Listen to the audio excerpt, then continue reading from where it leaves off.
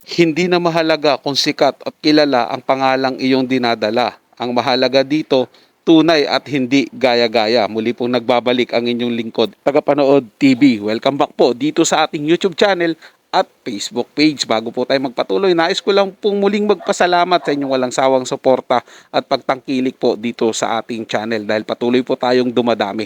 At kung kayo'y bago lang po na napadaan dito sa ating channel, huwag niyo po sana kalimutan na mag-subscribe. I-hit nyo na rin notification bell para ma-update po kayo sa mga bago pang video na ating ilalabas. So ngayong araw po, ang ating gagawin ng reaction video ay galing po sa channel ni Idol Sangkay Janjan. Nasa description po yung link ng kanyang channel at bisitahin nyo po siya at mag-subscribe na rin. So simulan na po natin ang ating reaction video sa araw na ito mga tagapanood. Let's do this! Hello, what's up mga sangkay? Eto, pag-usapan po natin ito. I-share ko lang po ito sa inyo mga sangkay. Itong nasilip po natin doon po sa Itbulaga live ng mga halusos.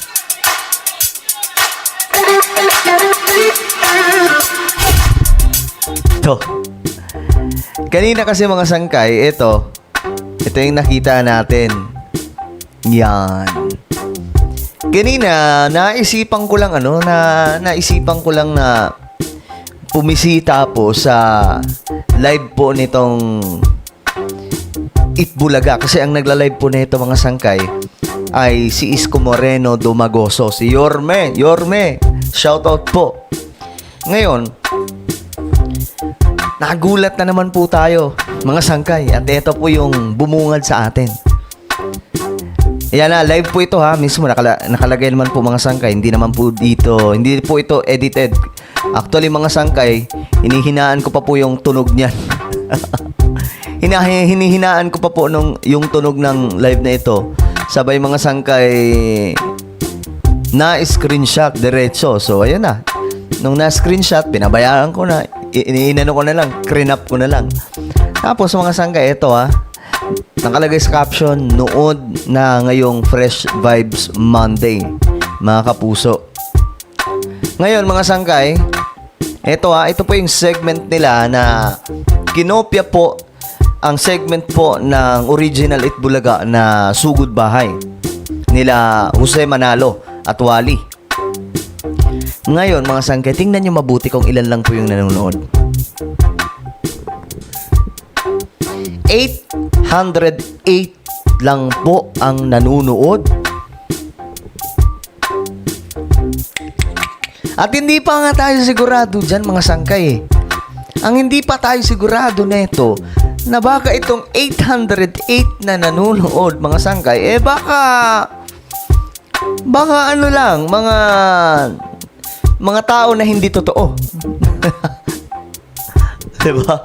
Mga account na alam nyo na yan mga sangkay. Kumbaga sa politika dati, trolls. Mga trolls, yung tipong isa lang yung may-ari pero marami po ang gumagalaw sa social media, like yung mga nagko-comment. So dito mga sangkay, 808 lamang ang nanonood. Wow! Napakahusay, napakalupit, no? 808 ang nanunood sa isa pong noon time show ng GMA. Napakaangas mga kaibigan. Grabe naman yan. Ganun na lang kakonti ang nanonood. 800 lang mahigit mga tagapanood. 800 lang mahigit nanonood ng Itbulaga ng mga halusos. Sikat na sikat yung pangalan yan, di ba? Itbulaga nga eh. Pero bakit hindi pa rin umuusad? Nakakuha na nga nila eh. Na-renew na nila mga tagapanood. Yung pangalan, yung trademark po, ang pangalan ng Itbulaga, sila na daw po gagamit. Pero bakit hanggang ngayon? Ba't ganyan pa rin? Langaw pa rin po mga tagapanood yung nangyayari sa programa nila. At di po talaga umuusad. Paano nga naman po panonoorin yan mga tagapanood kung meron original na pwede mo naman panoorin at talagang click na click at nakakatuwa po ang mga segment. Kaysa naman po sa kanila, nagaya-gaya na nga lang po, masyado pang OA at corny.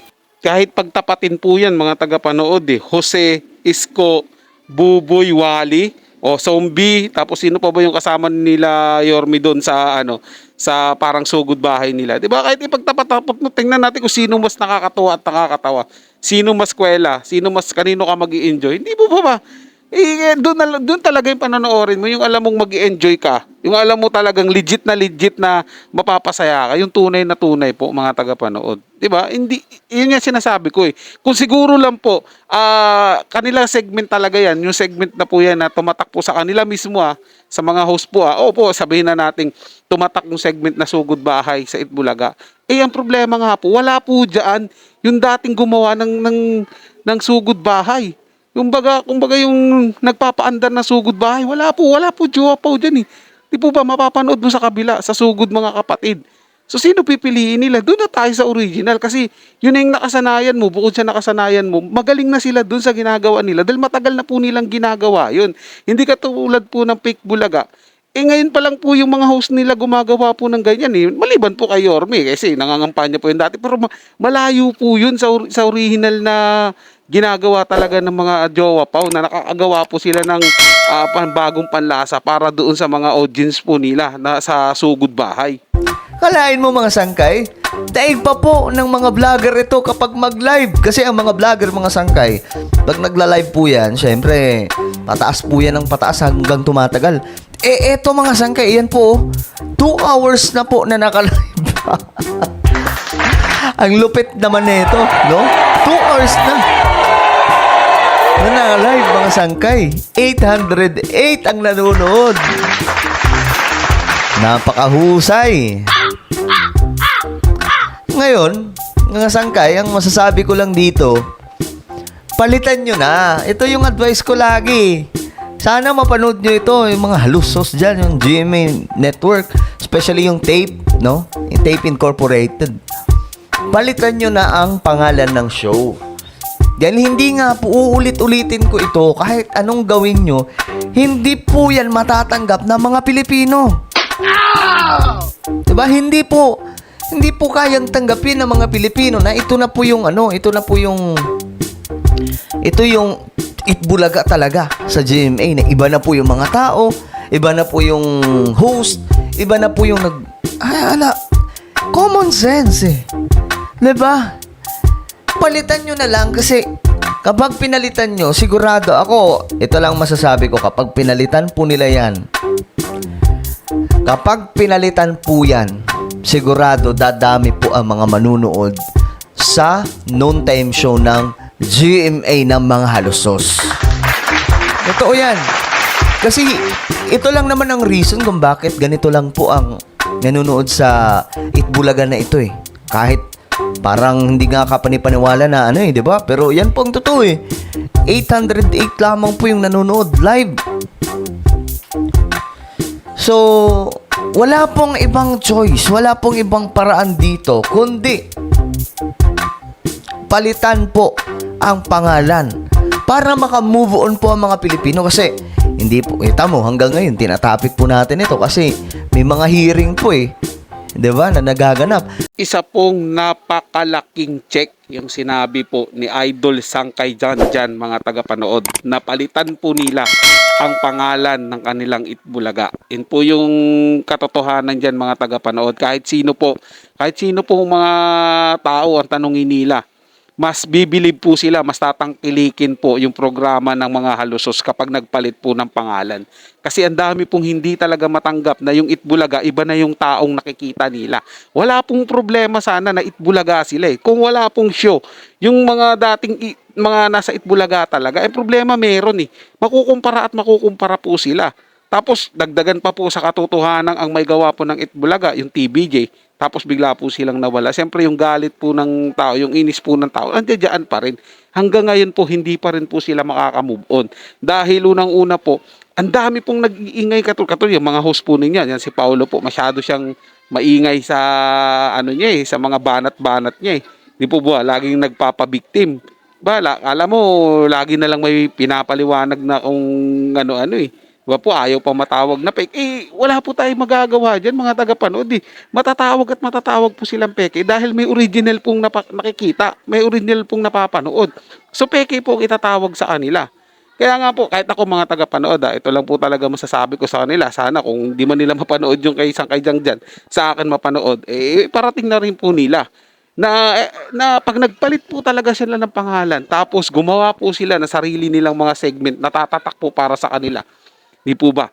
Naku, masigurado po ako mga tagapanood, tataas po yung views niyan.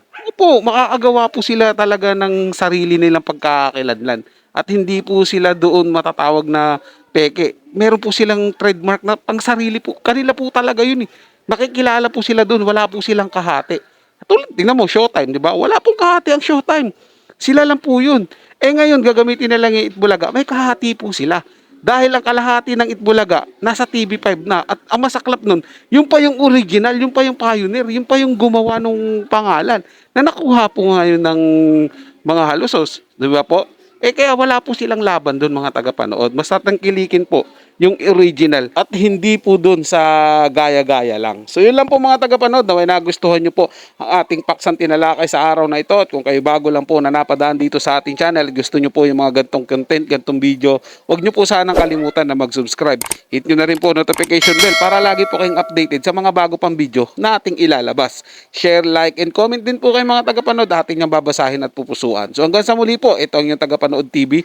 Komento at opinion lamang, wala pong personalan. Paalam po at mabuhay po kayong lahat.